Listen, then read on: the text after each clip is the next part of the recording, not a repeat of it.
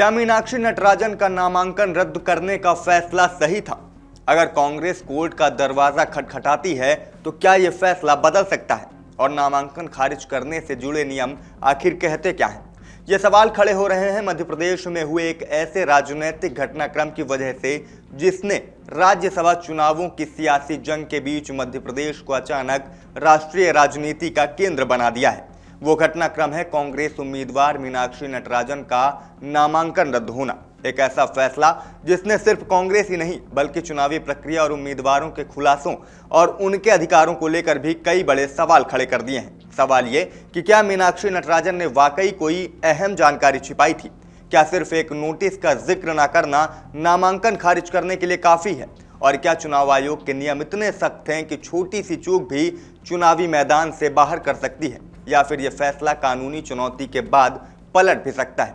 इस वीडियो में आपको इन्हीं सवालों के जवाब देते हैं। नमस्कार, अमर उजाला देख रहे हैं आप और मैं हूं आपके साथ शिवम द्विवेदी। राज्यसभा चुनाव को लेकर देश भर में राजनीतिक हलचल तेज है, लेकिन इस बार सबसे ज्यादा चर्चा मध्य प्रदेश की हो रही है। यहां कांग्रेस उम्मीदवार मीनाक्षी नटराजन का नामांकन रद्द होने के बाद सियासी गलियारों में बहस छिड़ गई है। भाजपा इसे चुनावी पारदर्शिता का मामला बता रही है, जबकि कांग्रेस इसे राजनीतिक दबाव और कानूनी प्रक्रिया की गलत व्याख्या करार कर रही है।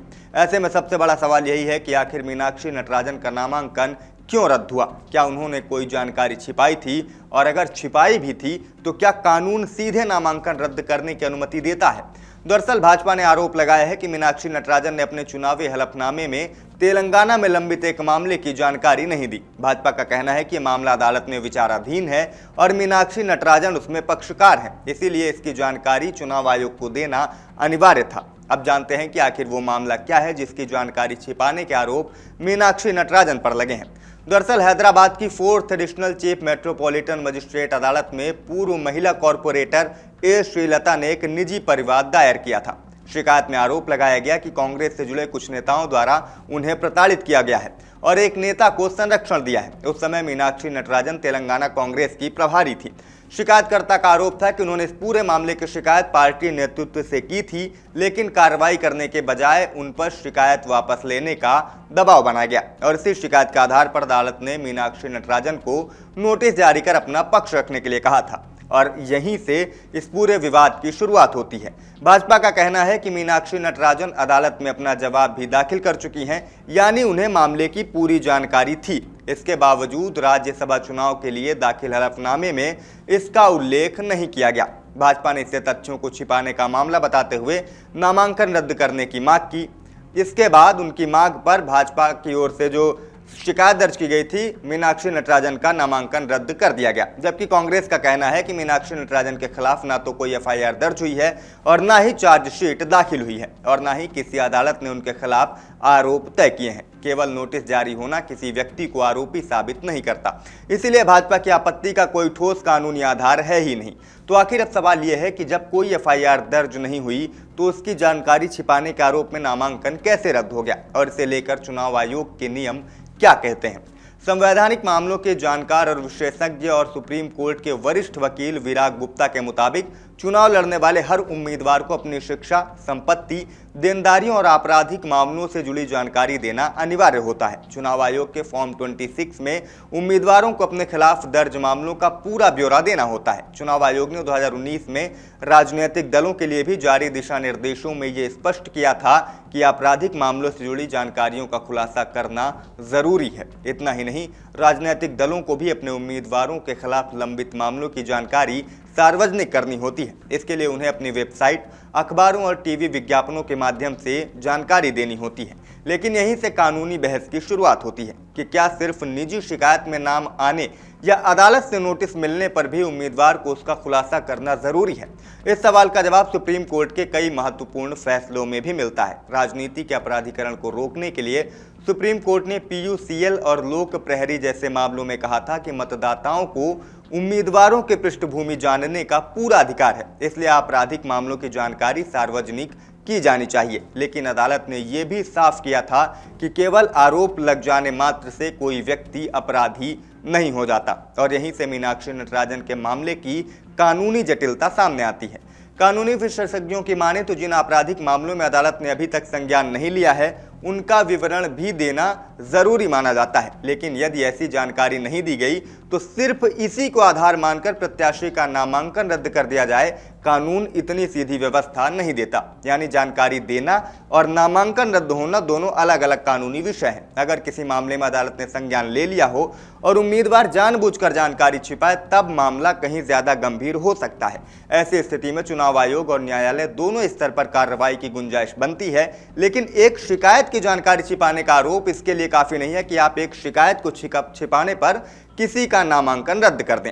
अब सवाल यह है कि मीनाक्षी नटराजन के मामले में क्या स्थिति बनती है। जो कानूनी जानकारों का कहना है कि यहाँ एफआईआर, चार्जशीट या सजा से ज्यादा महत्वपूर्ण यह है कि चुनावी हलफनामे में क्या जानकारी दी गई और क्या जानकारी नहीं दी गई या छिपाई गई।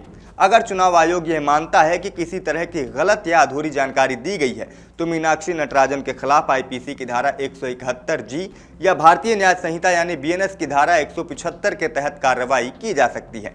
यही नहीं, जनप्रतिनिधित्व अधिनियम 1951 की धारा 123(4) के तहत इसे भ्रष्ट आचरण यानी करप्ट प्रैक्टिस का मामला मानते हुए चुनाव याचिका भी दायर की जा सकती है। लेकिन कहानी का दूसरा पक्ष भी उतना ही महत्वपूर्ण है।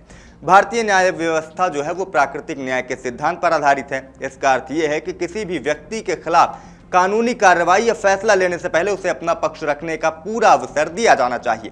ऐसे मामलों में सामान्य प्रक्रिया यह होती है कि प्रत्याशी को शो कॉज नोटिस जारी किया जाए, उसका जवाब लिया जाए और उसके बाद उपलब्ध तथ्यों तथा कानून के आधार पर फैसला लिया जाए। लेकिन मीनाक्षी नटराजन के मामले में ऐसा नहीं हुआ और मात्र 3 घंटे में ही बिना किसी नोटिस या लिखित सुनवाई के उनका नामांकन खारिज कर दिया गया। और यही वजह है कि कई कानूनी विशेषज्ञ मानते हैं कि केवल गलती या अधूरी जानकारी के आधार पर नामांकन खारिज करने का अधिकार रिटर्निंग ऑफिसर के पास पूर्ण रूप से नहीं होता। नामांकन खारिज करने से पहले उम्मीदवार को उसका पक्ष रखने का मौका दिया जाना चाहिए था। यदि उम्मीदवार का जवाब संतोषजनक हो तो अलग निर्णय भी लिया जा सकता था। और यही वजह है कि इस मामले में कांग्रेस की उम्मीदों का दिया अभी भी जल रहा है। कांग्रेस का मानना है कि अगर यह मामला अदालत तक पहुंचता है तो मीनाक्षी नटराजन को राहत मिल सकती है, क्योंकि अदालत यह जांच सकती है कि नामांकन रद्द करने की प्रक्रिया पूरी तरह कानूनी और न्याय संगत थी भी या नहीं। यानी पूरी लड़ाई अब सिर्फ राजनीति की नहीं बल्कि कानून की व्याख्या की भी बन चुकी है। एक तरफ भाजपा इसे पारदर्शिता और जवाबदेही का मुद्दा बता रही है तो भाजपा का कहना है कि चुनावी हलफनामे में हर जरूरी जानकारी देना उम्मीदवार की जिम्मेदारी है और किसी भी प्रकार की चूक को नजरअंदाज नहीं किया जा सकता। दूसरी तरफ कांग्रेस का तर्क है कि जिस मामले में ना एफआईआर दर्ज है और ना चार्जशीट, ना आरोप तय हुए हैं और ना कोई सजा हुई है, उसके आधार पर किसी उम्मीदवार को चुनावी मैदान से बाहर करना लोकतांत्रिक प्रक्रिया के खिलाफ है। और यही वजह है कि मध्य प्रदेश का यह राज्यसभा चुनाव अब सिर्फ वोटों की गणित तक सीमित नहीं रहा। यह चुनाव अब चुनावी पारदर्शिता, उम्मीदवारों के अधिकारों और प्राकृतिक न्याय के सिद्धांतों पर एक बड़ी कानूनी बहस में बदल चुका है। अब सबकी निगाह इस बात पर टिकी है कि आगे अगर कांग्रेस को अदालत का दरवाजा खटखटाना पड़ता है तो इस पूरे मामले पर अदालत का क्या रुख रहता है। क्या मीनाक्षी नटराजन को कानूनी राहत मिलेगी या फिर नामांकन रद्द करने का फैसला बरकरार रहेगा, या फिर यह मामला चुनावी कानूनों की नई व्याख्या का आधार भी बन जाएगा। आने वाले इन सभी सवालों का जवाब आने वाले दिनों में मिलेंगे। लेकिन फिलहाल इतना तय है कि मध्य प्रदेश का यह राज्यसभा चुनाव अब सिर्फ एक चुनाव नहीं बल्कि कानून, राजनीति और लोकतंत्र के बीच चल रही एक बड़ी परीक्षा में बदल चुका है। फिलहाल आपको क्या लगता है कि क्या सिर्फ इतनी सी बात पर मीनाक्षी नटराजन का नामांकन खारिज किया जाना सही था या गलत? कमेंट करके अपनी राय हमें जरूर दीजिएगा। नमस्कार।